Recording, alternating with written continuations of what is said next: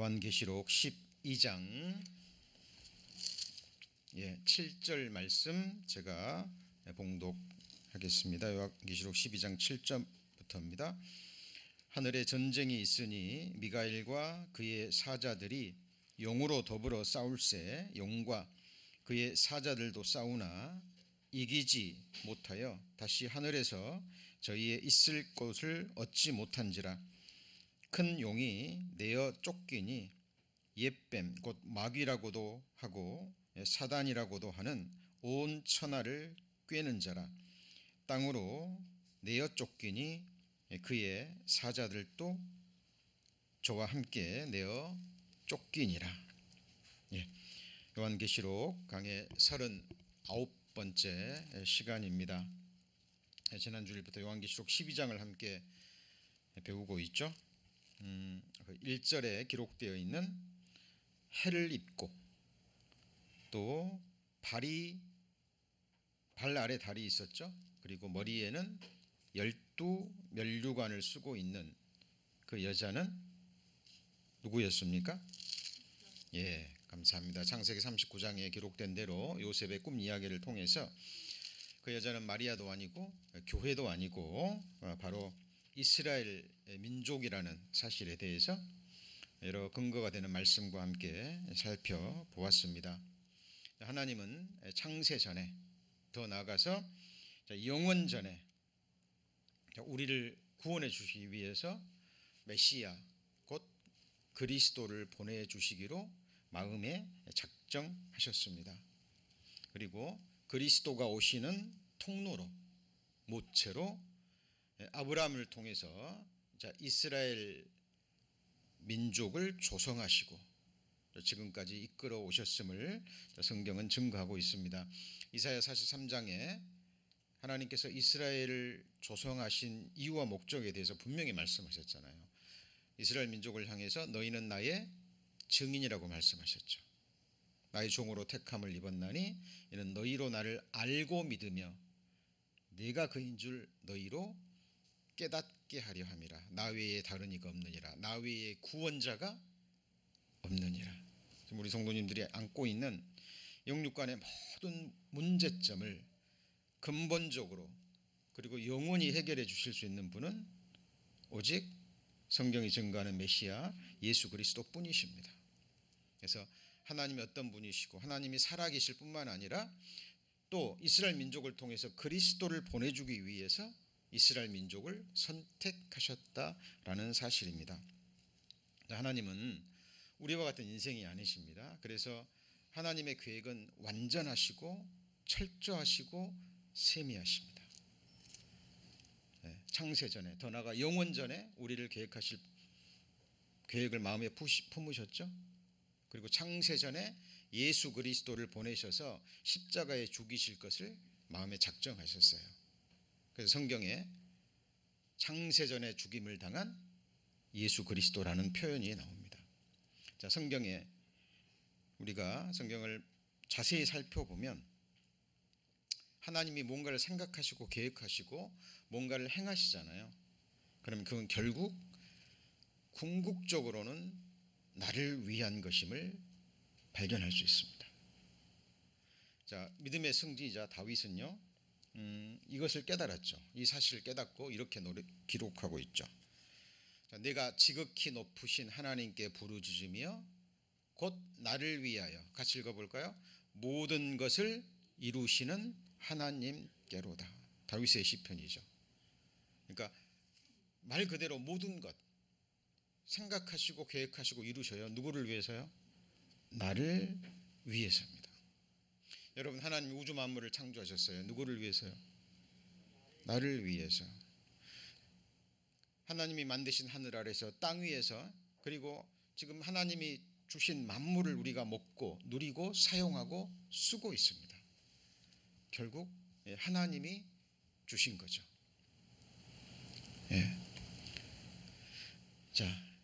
이 다윗이 깨달은 이 깨달음을 정말 우리도 마음에 깊이 깨닫게 되기를 소망합니다. 이거를 다윗만 깨달은 게 아니죠. 그죠? 성경 속에 많은 사람들이 이 사실을 깨달았습니다.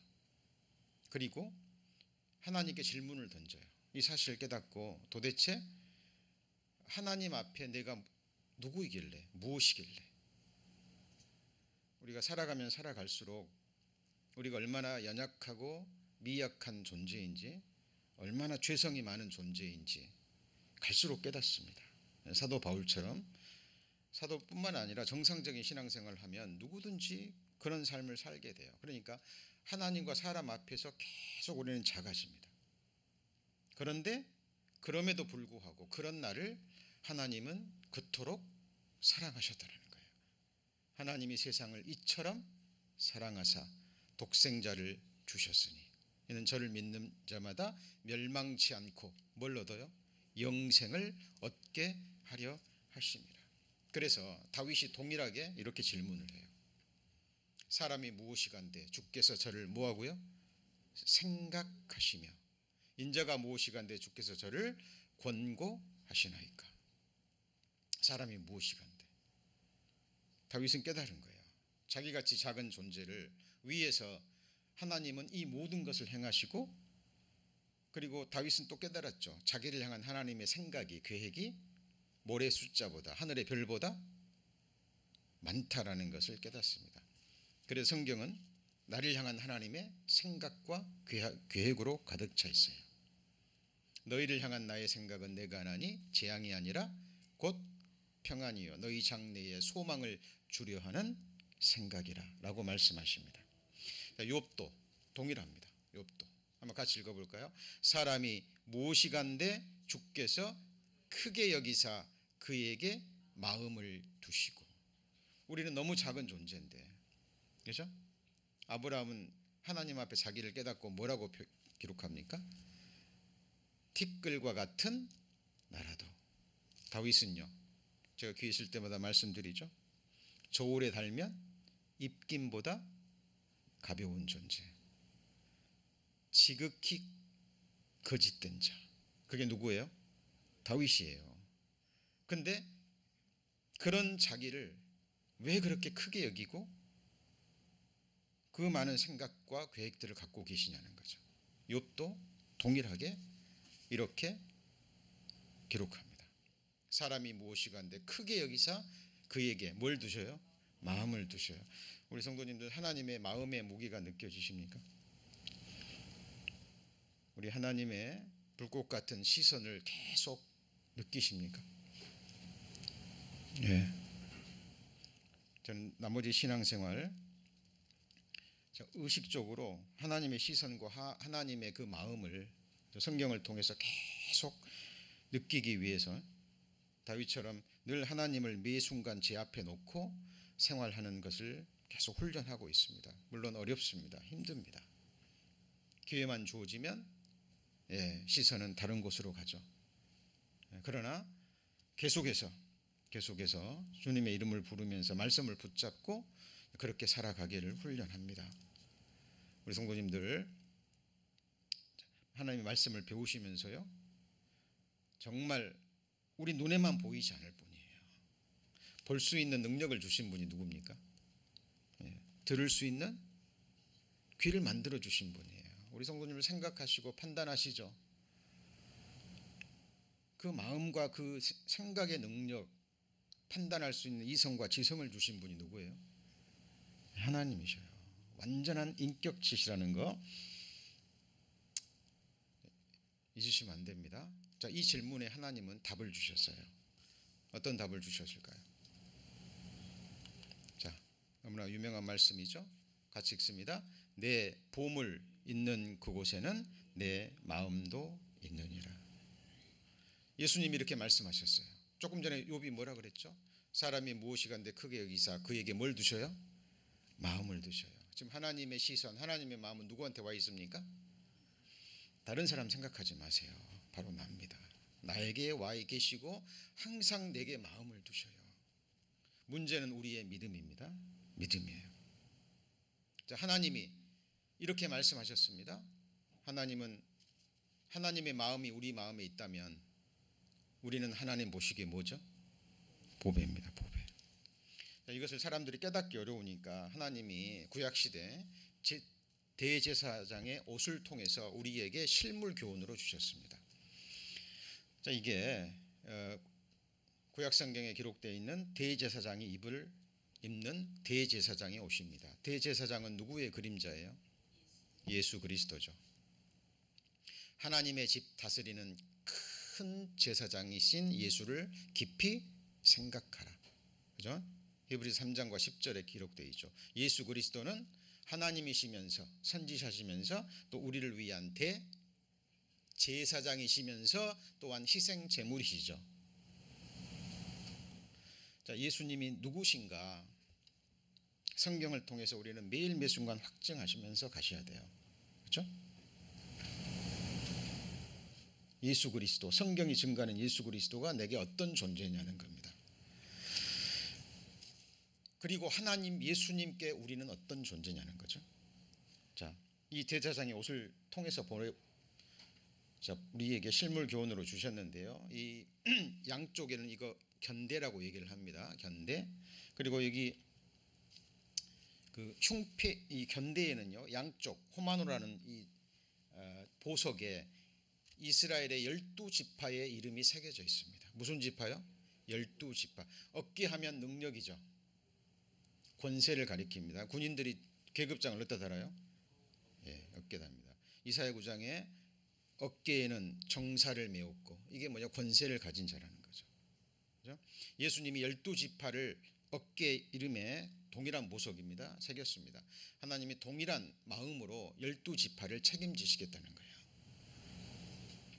이스라엘 민족 없어졌어요? 안 없어졌어요? 안 없어졌죠.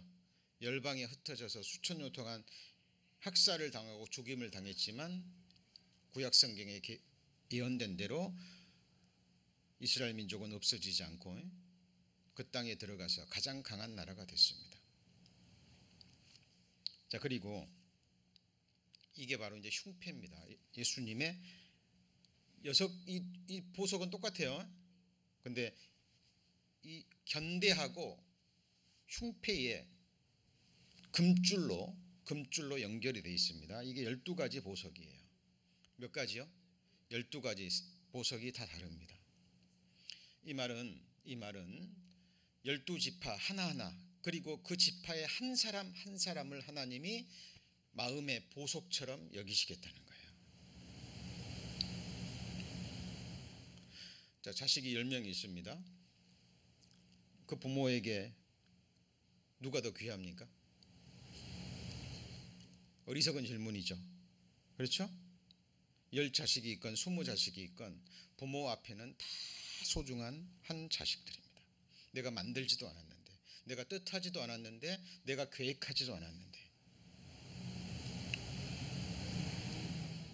그렇다면 하나님이 영원한 목적을 가지시고 하나님의 형상대로 지음받은 우리 성도님들 한 분 한 분, 하나님 보시기에 어떤 존재일까요?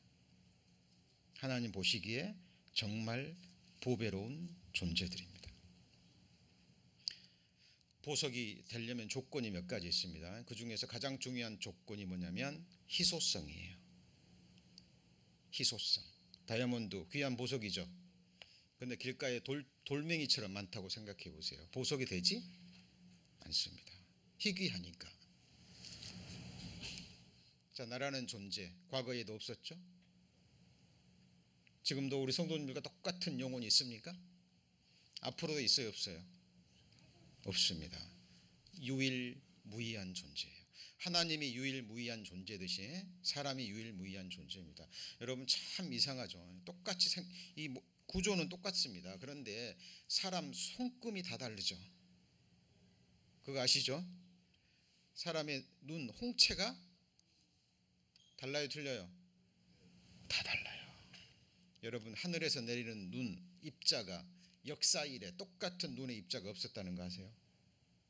육각형의 모양이지만 한 번도 그 안에 똑같은 눈 모양의 입자가 없습니다.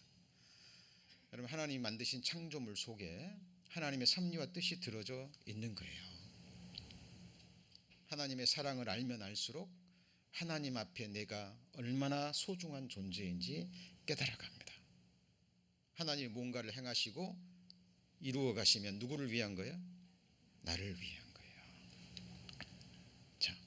지금 이게 이제 전체적으로 본 겁니다. 양쪽 견대에 12지파 그리고 12보석. 12지파 각 지파를 의미하면서도 이거는 궁극적으로 생각해 보세요. 육신적으로 택한 이스라엘 백성도 하나님 이렇게 책임지시겠다면 육신적으로 택한 이스라엘 백성들도 천국 가려면 구원받아야죠. 맞죠? 그렇다면 피로 사신 주님의 교회는 영원한 하나님의 아들이요 상속자요 백성들인 우리 성도님들 한 분 한 분은 하나님이 어떻게 마음에 두시고 어떻게 보호하시고 어떻게 인도해 가실까요? 우리 성도님들, 우리는 이 믿음으로 살아가는 거예요. 나를 사랑하사 나를 위하여 자기 몸을 버리신 하나님의 아들을 믿는 믿음 안에서 살아가는 겁니다. 그렇죠? 하나님이 그것을 기뻐하십니다. 이게 12가지 보석입니다. 자, 이사야 43장 4절에 이게 이스라엘 민족을 향해서 말씀하시는 거예요. 방금 배웠죠? 12지파 이스라엘 민족을 향해서 내가 너를 보배롭게 훈계하고 여기고 너를 뭐 했다고요? 사랑하였은즉이라고 얘기합니다. 이스라엘 민족은 하나님께 보배입니다. 보석이에요. 그렇다면 피로 사신 교회, 자기 아들을 십자가에 내어주고 그 값으로 사신 교회와 우리 성도님들 한 분 한 분은 하나님이 어떻게 보배롭게 여기시냐 하는 거예요. 우리는 이 믿음으로 살아가는 겁니다. 같이 해보시죠. 여호와 보시기에 나는 존귀한 자라. 예. 자, 지금 제가 왜 이야기를 합니까? 하나님이 우리에게 메시아를 보내주기 위해서 누구를 선택하셨다고요? 이스라엘 민족, 그 해를 입고 발 아래 달이 있고 12면류관을 쓴 그 여자는 누구예요? 이스라엘 민족이고 이 여자가 아들을 낳았어요. 누구죠? 예수 그리스도. 철장으로 온 세상을 깨트리시고 하나님 나라를 세우실 참 하나님. 지금 이사야 요한계시록 12장 내용은 바로 그 얘기를 하는 겁니다. 그냥 우리를 구원하시기 위해서 하나님이 어느 날 갑자기 그냥 문득 생각나셔서 예수 그리스도를 그냥 하늘에서 뚝 떨어뜨린 것이 아니라 영원전에 이런 세미한 계획을 세우시고 이스라엘 민족을 조성하셨다라는 겁니다. 그죠? 그 얘기를 지금 사도 요한은 반모섬에서 하나님이 주신 계시의 말씀을 통해서 보고 있는 거예요. 이 말씀 정말 위로가 되지 않습니까?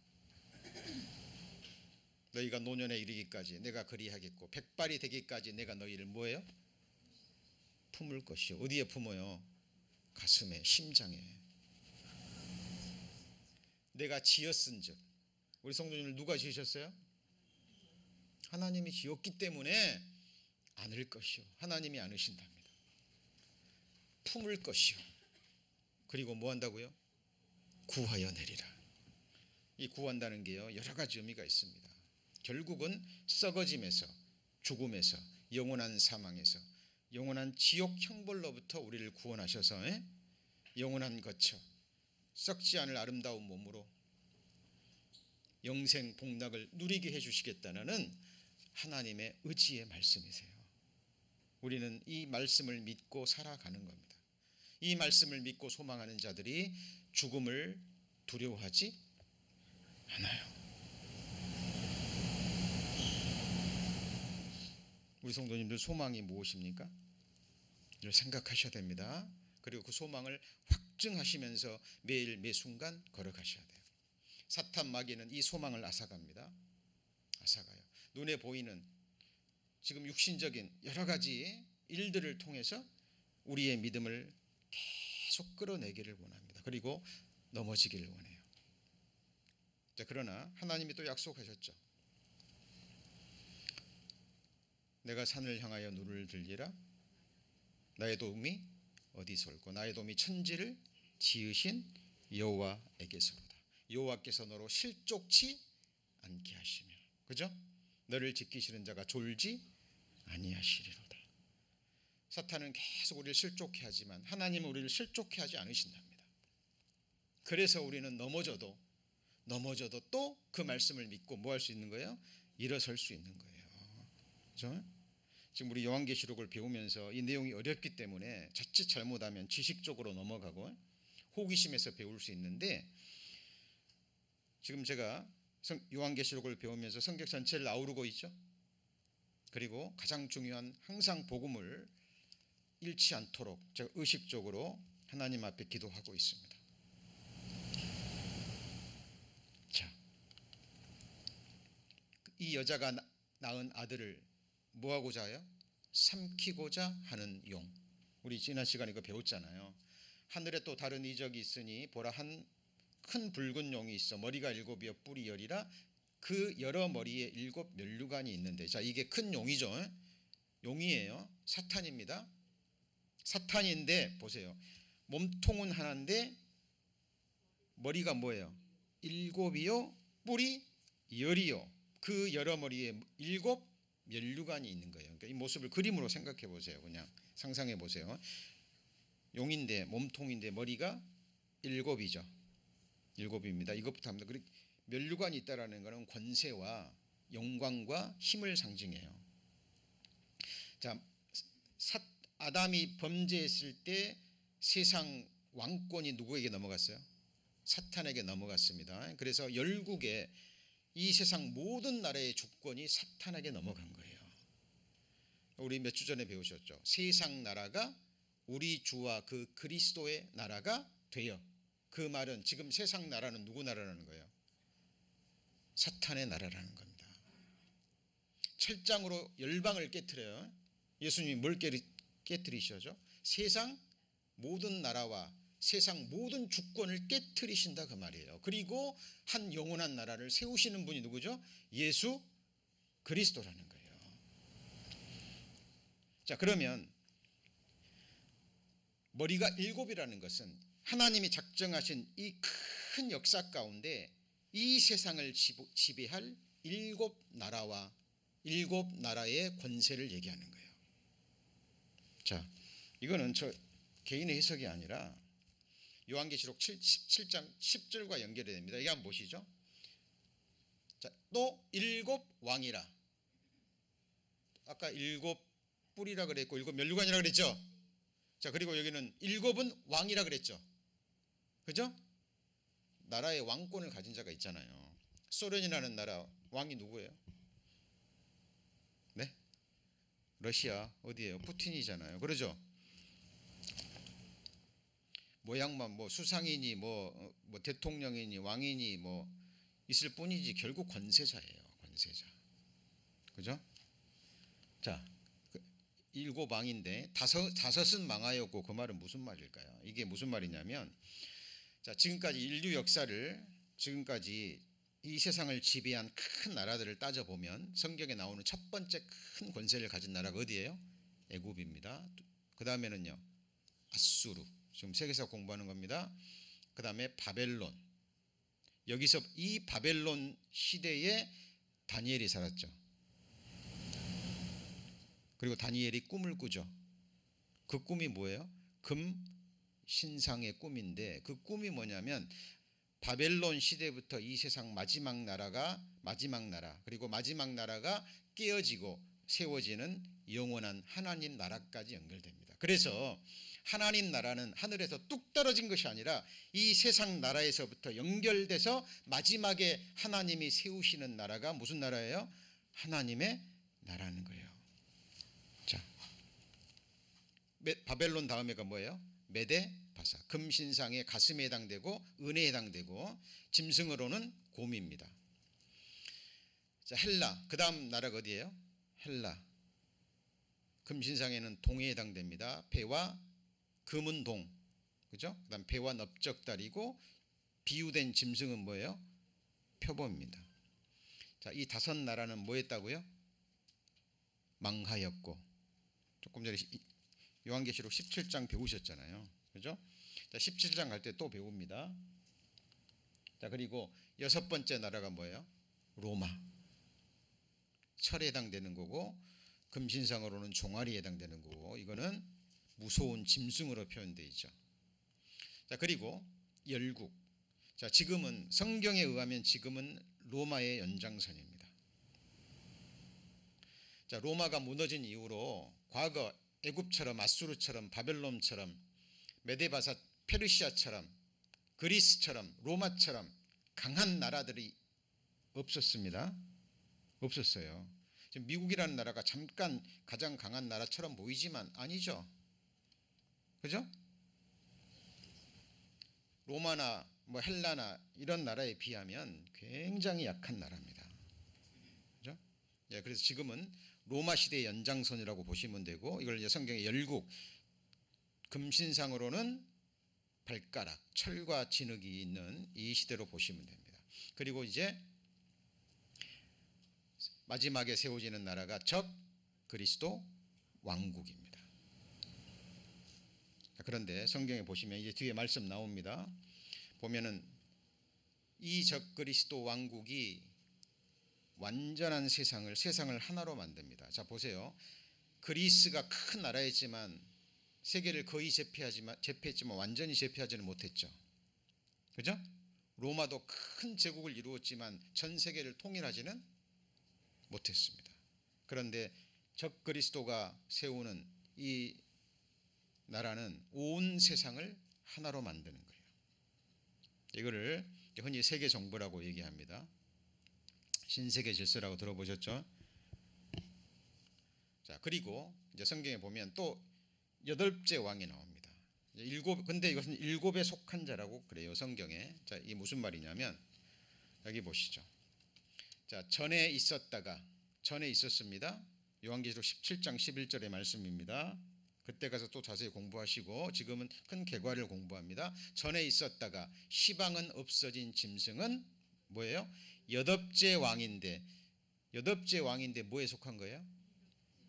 7째 왕에 속한 거예요. 이게 무슨 말이냐면, 자, 사탄이 예수님 흉내를 내죠.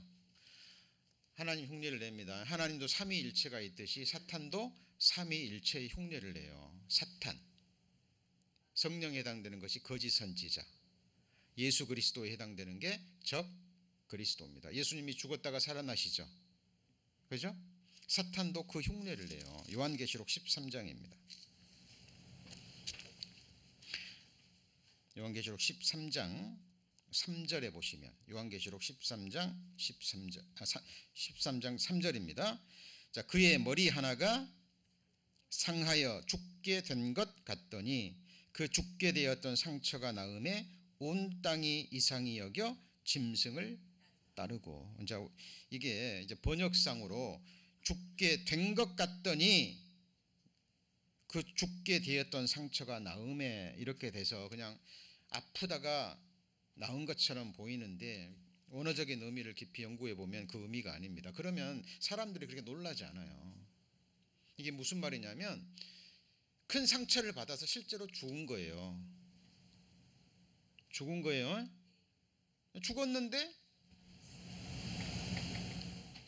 죽은 줄 알았는데 며칠 만에 살아난 거예요.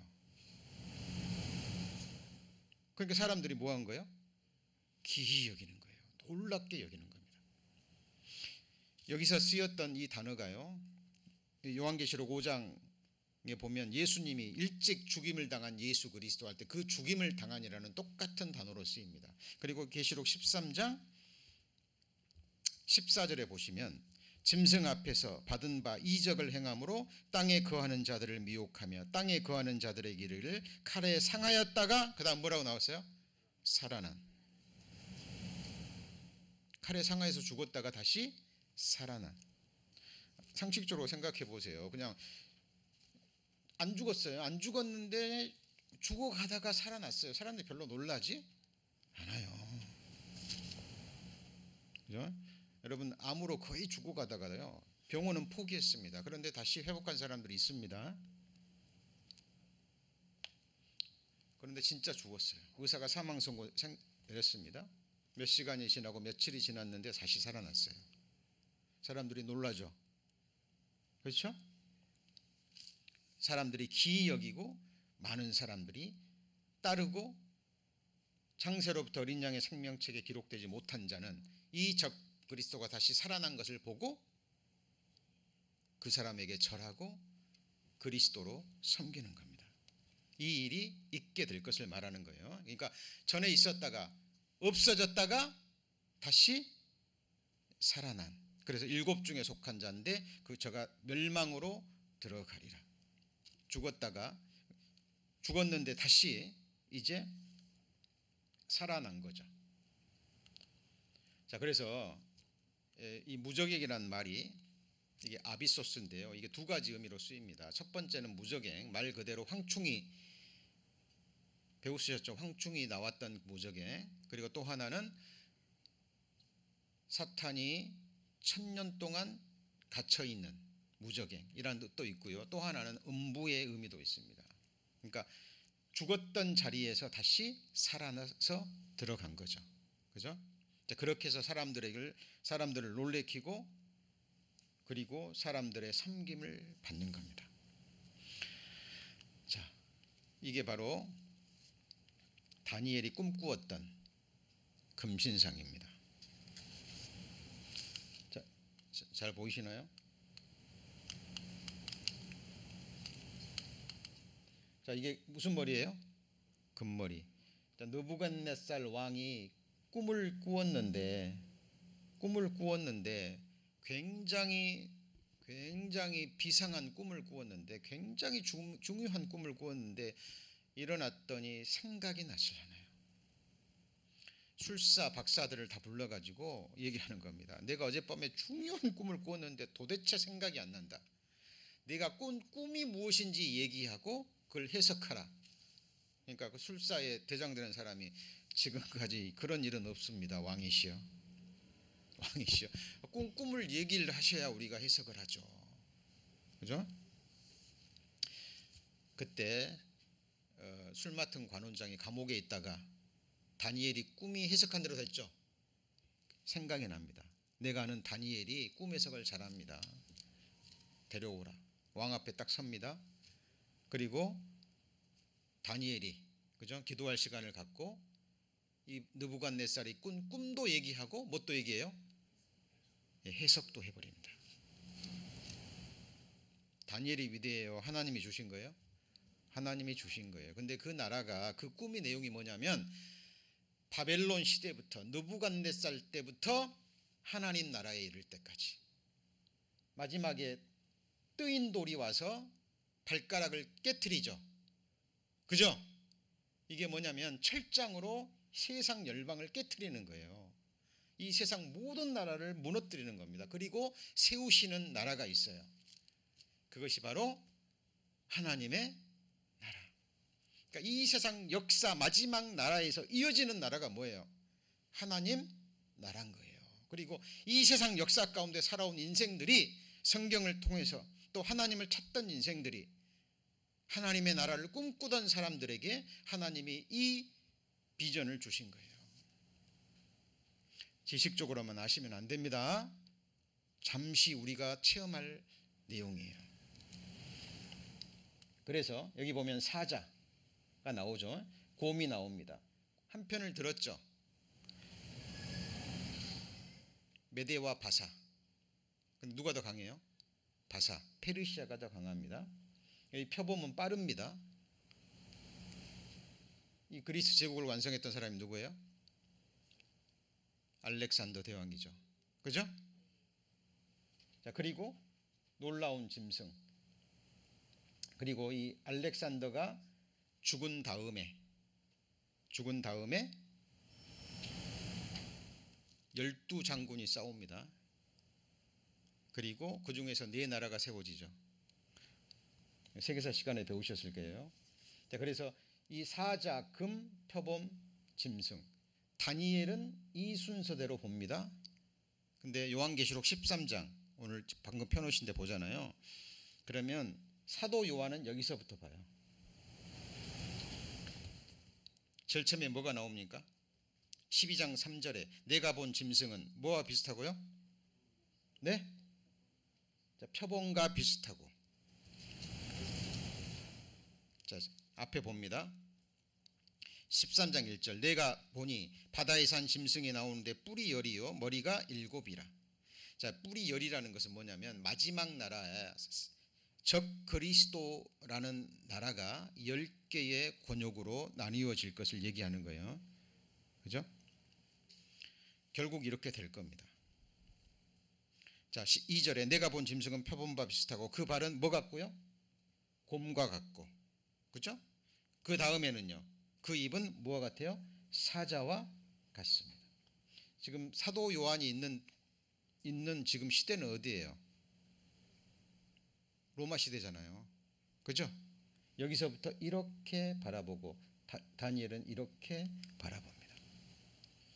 자, 이 그림은 제가 전에도 많이 말씀드렸고 또 기회가 될 때마다 말씀드립니다. 자세한 건 모르셔도 좋아요. 다만 다니엘을 통해서 하나님이 이 세상 나라를 여기서 지금 7머리 중에서 안 나온 게 뭐예요? 애굽과 아수르. 5은 뭐 했고요? 망하였고. 하나는 지금 있고 로마 시대. 그죠? 아직 하나는 이르지 아니하였고. 이 다니엘의 예언이 너무나 정확하기 때문에 역사학자들이요, 성경을 비판하는 사람들이 다니엘의 기록 연대를요 200년, 300년을 뒤로 밀쳐버립니다. 그 노력을 해왔어요. 그런데 계속 고고학을 통해서 증거들이 발견됩니다. 다니엘서는 그래서 다니엘서를 예언의 백미라고 이야기를 해요. 참 이상하죠? 참 이상합니다.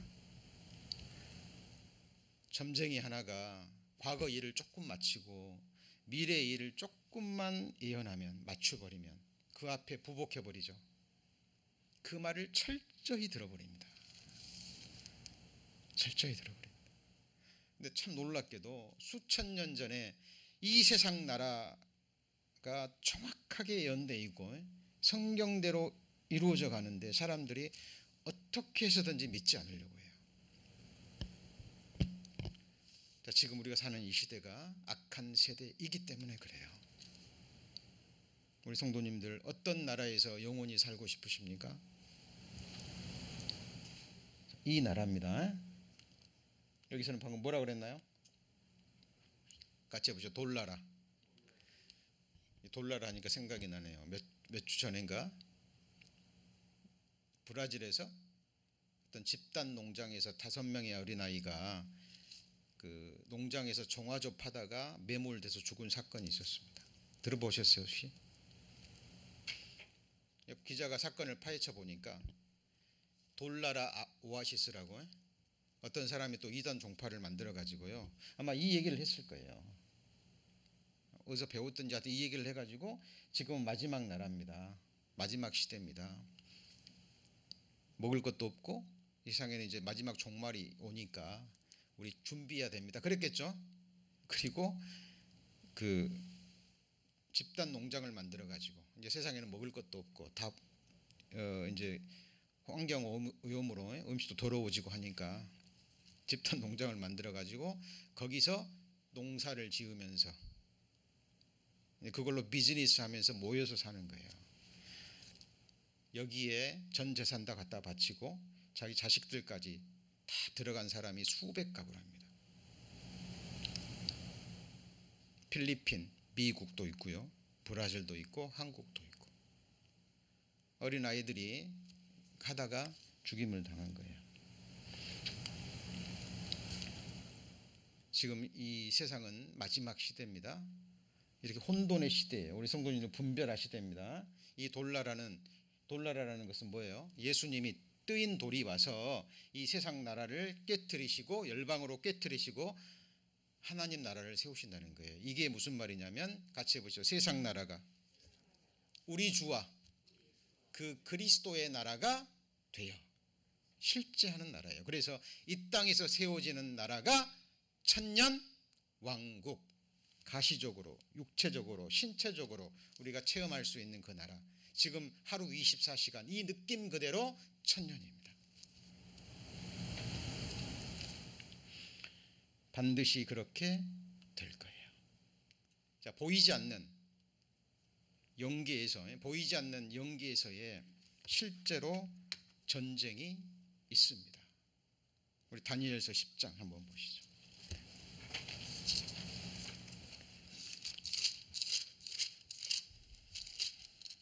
다니엘서 10장 보시면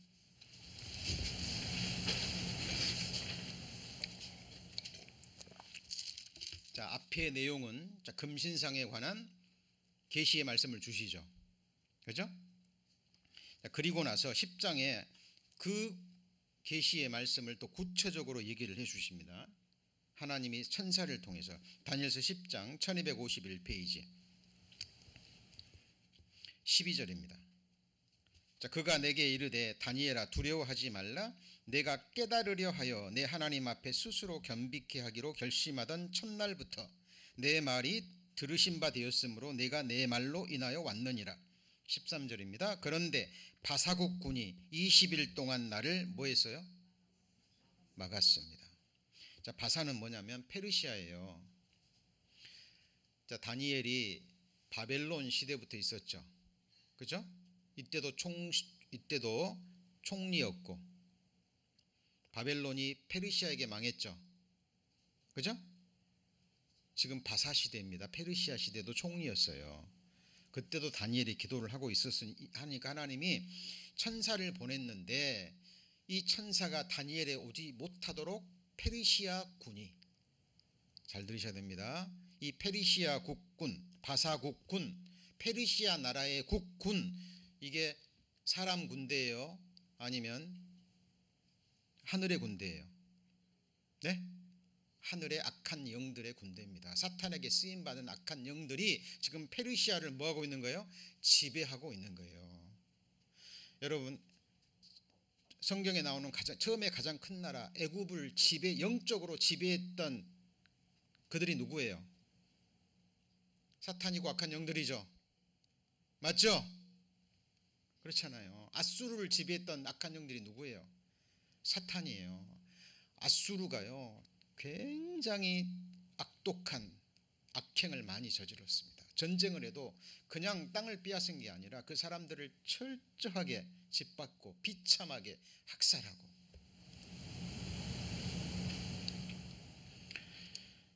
지금 세상 나라를 주관하는, 그죠? 그 악한 영들이 있는 거예요. 여러분, 세상은 이 전쟁을 피할 수 없습니다. 눈에 보이는 전쟁 뒤에 하늘에서의 뭐가 있어요? 전쟁이 실제로 있는 거예요. 성경은 그걸 말하는 겁니다. 지금 이걸 보셔야 돼요. 그래서 20일 동안 막았어요. 다니엘에 오지 못하도록.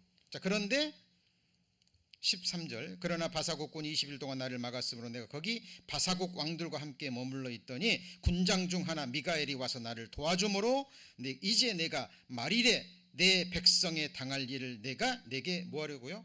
깨닫게 하러 왔노라. 내 백성에 당할 일인데 언제요? 말일에, 마지막에, 이 세상 종말 시에 그 말입니다.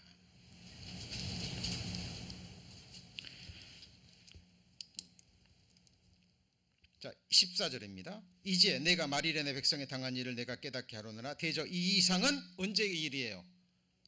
오래 후의 일이니라. 오래 일입니다. 자, 그리고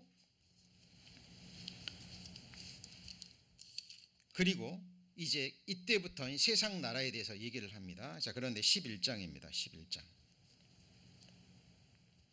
11장 1절에 내가 또 메대 사람 다리오 원년에 일어나 그를 돕고 강하게 한 일이 있었느니라. 이제 내가 참된 것을 내가 보이리라. 보라, 바사에서 또 무슨 왕이 일어나요? 새 왕이 일어날 것이요. 그 후에 넷째는 그들보다 심히 부요할 것이요. 그가 그 부요함으로 강하여진 후에는 모든 사람을 격동하여 뭘 칠 거요?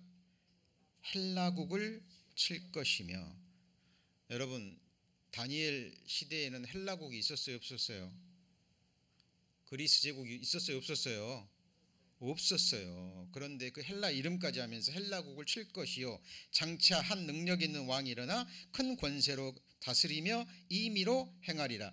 그러나 그가 강성할 때에 그 나라가 갈라져 천하 사방에 나누실 것이나 그 자손에게로 돌아가지 아니할 것이요. 또 자기가 주장하던 권세대로 되지 아니하리니 이는 그 나라가 뽑혀서 이 외의 사람들에게 돌아가리라. 갈 것임이라. 자, 이게 무슨 말인지 헷갈리시는데요. 이게 세계사에 좀 관심이 있으시고 세계 역사를 공부하신 분들에게는 어렵지 않은 이야기입니다. 그리고 놀라운 예언의 말씀이에요. 자, 바벨론의 초대왕이 누구예요?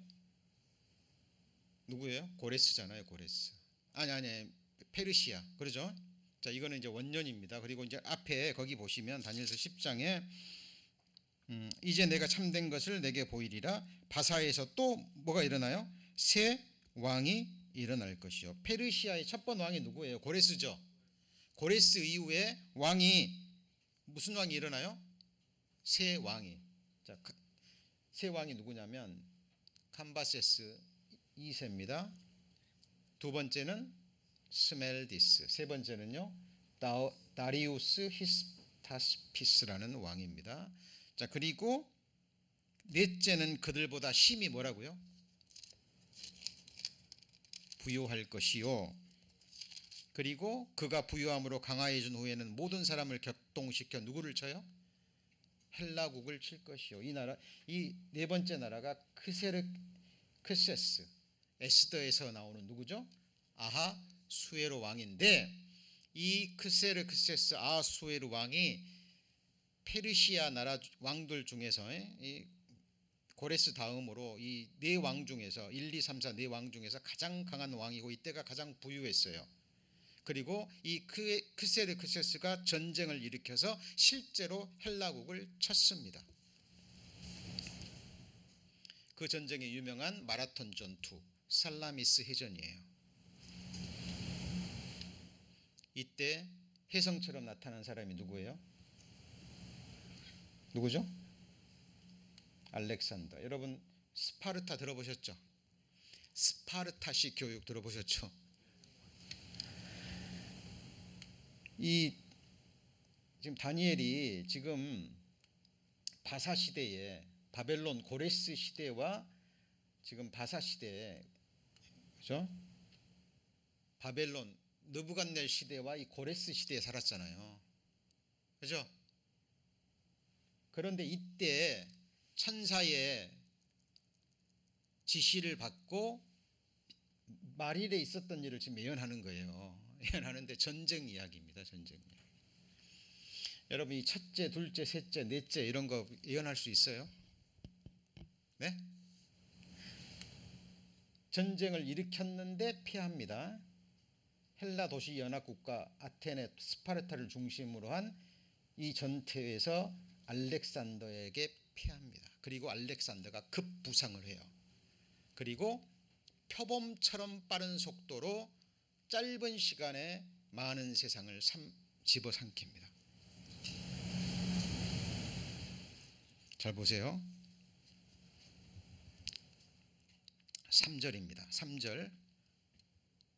장차 한 능력 있는 왕이 일어나서 큰 권세로 다스리며 뭐예요? 임의로 행하리라. 이게 누구를 가리켜요? 알렉산더입니다. 4절. 그러나 그가 강성할 때에 그 나라가 뭐였죠? 갈라져. 왜 갈라졌어요? 알렉산더가 갑자기 모기에 물려가지고, 말라리아라고 그럽니다. 모기에 물려가지고 30대 초반에 요절해 버리잖아요. 이 알렉산더가요 지혜뿐만 아니라 이 굉장했던 사람이라 그래요.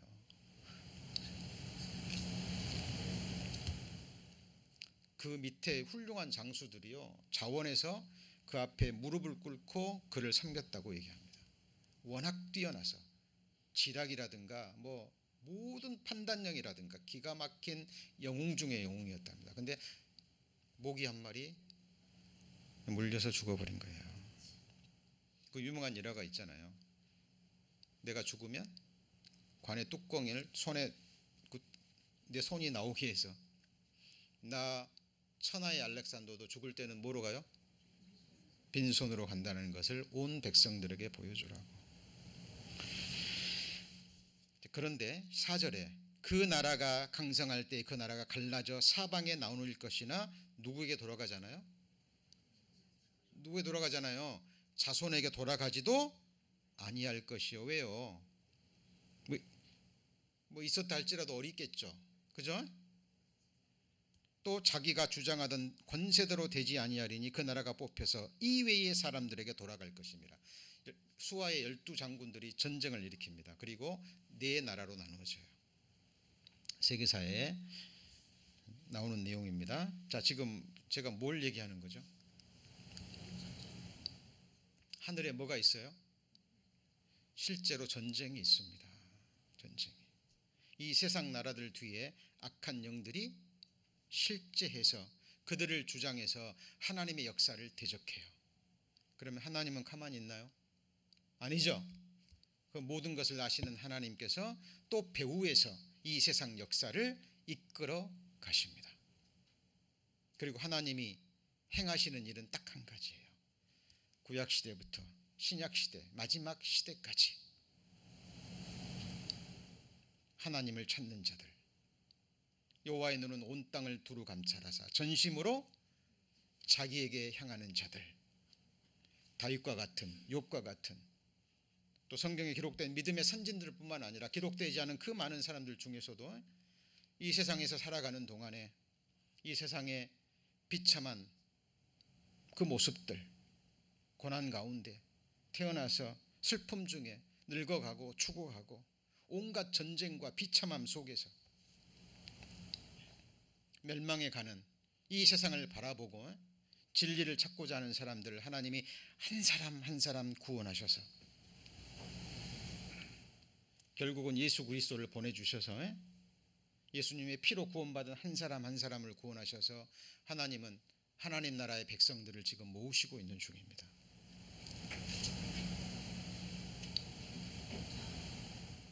그리고 마지막 한 사람 아시는 그 백성이 채워지면 이 세상 역사는 클로즈 되는 거예요. 그때가 되면 예수님이 뜨인 돌이 되셔서 이 금신상을 깨뜨리시고 그리고 영원한 나라를 세우실 겁니다. 그 나라는 어떤 나라일까요? 진짜 세상입니다. 물이 바다를 덮음같이. 그 다음에 뭐예요? 여호와를 아는 지식이 세상에 충만한 곳.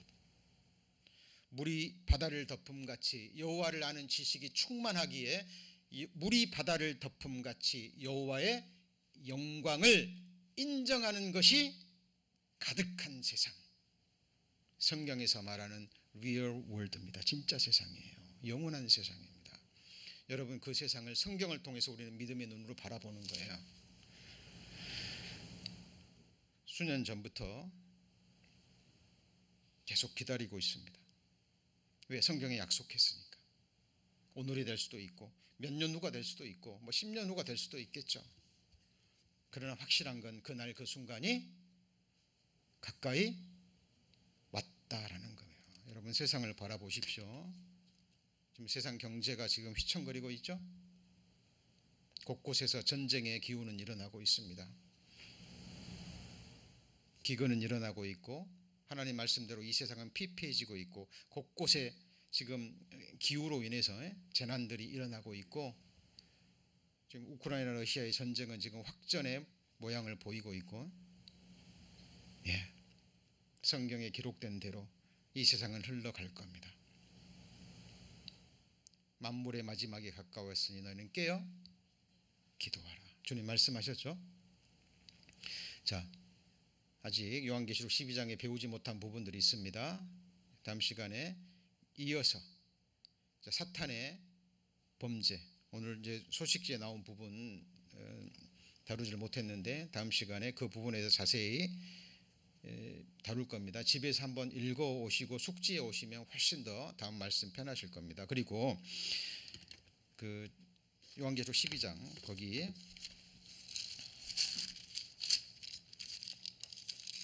요한계시록 12장 6절에 보시면 그 여자가 이스라엘 민족이죠. 광야로 도망하며 이제 3년 반 이후에 적그리스도의 핍박이 시작되면 거기서 1220일 동안 저를 양육하기 위하여 뭐가 있어요? 하나님이 예비하신 곳이 있습니다. 이 곳이 어떤 곳인지 그 두 부분에서 다음 시간에 함께 배우시게 될 거예요. 하나님이 시대마다 도피처를 마련해 놓으셨어요. 구약 시대에 도피성이라는 게 있었죠.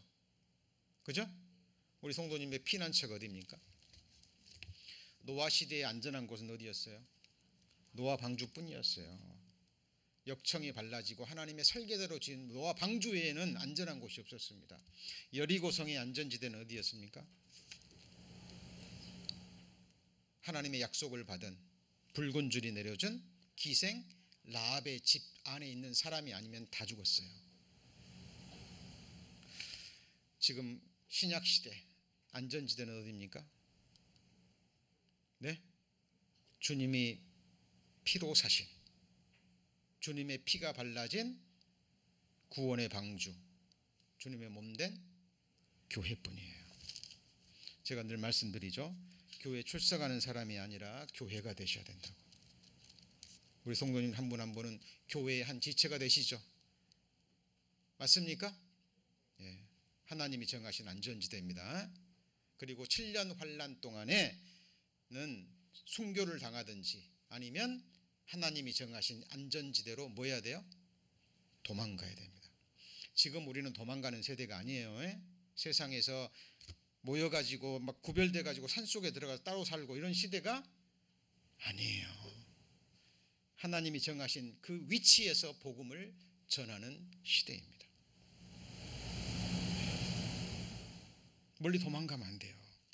성경에 그렇게 얘기를 하고 있습니다. 고린도전서 마지막 말씀으로 한번 보고 성경 오늘 마칩니다. 고린도전서 6장입니다.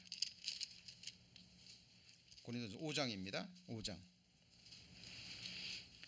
고린도전서 5장 10절에 이 말은 이 세상에 음행하는 자들이나 탐남하는 자들이나 토색하는 자들이나 우생 숭배하는 자들과 도무지 사귀지 말라 하는 것이 아니리 만일 그리하려면 세상 밖으로 나가야 할 것이라. 세상 밖으로 나가라란 말이에요. 나가지 말라는 말이에요. 나가지 말라는 말이에요. 있는 곳에서 최선을 다해야 됩니다. 내일 주님 오시더라도 그 자리를 지키셔야 돼요. 그리고 그곳에서 그리스도의 향기를 드러냅니다. 그래서 복음이 전해진 거예요. 우리 한 형제님이 직장에서 일했습니다. 옆에 있던 한 직원이 뭐 그리스도 향기를 느꼈던지 물어본 거예요. 소망이 뭐냐고. 말씀 공부하고 싶다고. 그래서 이 자리에서 몇 주 동안 일주일에 한두 번씩 모여서 말씀 듣고 구원받고 지금 출석하고 있습니다. 한 자매님이 마트에서 카드 긁다가 문제가 생겨가지고 근데 그 자매님 입술에서 그냥 하나님 말씀이 튀어나왔어요. 그것을 분별하는 한 분이 같이 대화하면서 또 복음이 전해졌습니다. 그렇죠? 산책하시다가 이웃을 만나셔서